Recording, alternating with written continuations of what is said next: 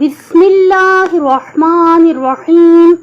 میرے بہت محترم سامعین السلام علیکم۔ توجہ رکھیے گا، ایک بہت پیاری بات پڑھی ہے۔ Successful people are always looking for opportunities to help others, but unsuccessful people are always asking what is in it for me۔ کامیاب لوگ ہمیشہ دوسروں کی مدد کرنے کے مواقع کی تلاش میں رہتے ہیں، لیکن ناکام لوگ ہمیشہ یہ پوچھتے ہیں کہ اس میں ہمارے لیے کیا ہے۔ دیکھیے، پہلے تو یہ دیکھیے کہ کامیاب لوگ کیا مطلب، یعنی کامیاب انسان وہ ہے کہ جس کا دل پرسکون ہو، جسے کسی قسم کی بے چینی نہ ہو، بلکہ بہت پرسکون ہو، پرسکون زندگی گزار رہا ہو، اللہ تعالیٰ پر یقین کامل کے ساتھ اور اللہ تعالیٰ کی مخلوق کے ساتھ بہت محبت سے اور بہت اچھا رویہ رکھے، وہ انسان کامیاب ہے۔ کہ جو یہ سمجھے کہ اس کی آخرت جو ہے وہ بہت اہم ہے اور دنیا بھی اہم ہے، لیکن ہم سے کوئی ایسا کام نہ ہو کہ جس سے ہمارا اللہ ہم سے ناراض ہو جائے۔ دیکھیے، ہمیشہ یاد رکھیے گا، آپ نے بہت سارے لوگ دیکھے ہوں گے جو خود پرست ہوتے ہیں، جو صرف اپنی پرستش کرتے ہیں، جو صرف یہ سوچتے ہیں کہ میرا فائدہ ہونا چاہیے، باقی کسی کا نقصان ہوتا ہے تو ہو جائے۔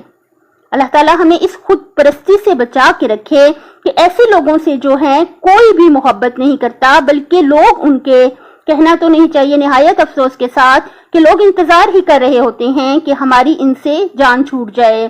لہٰذا ہمیں چاہیے کہ ہم دوسرے افراد کا خیال رکھیں۔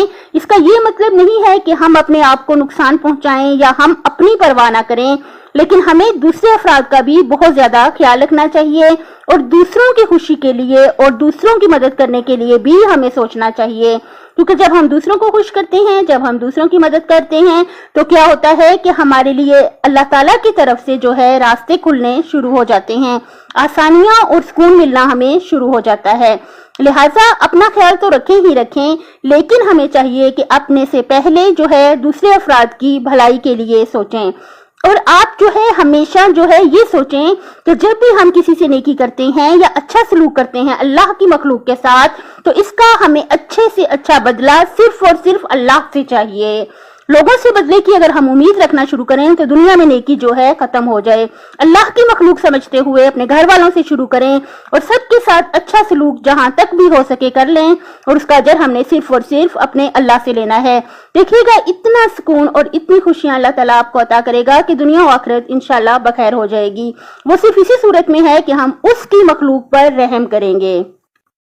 اپنی صحت، آخرت اور خالق کی مخلوق کا خیال رکھیے گا۔ اللہ حافظ۔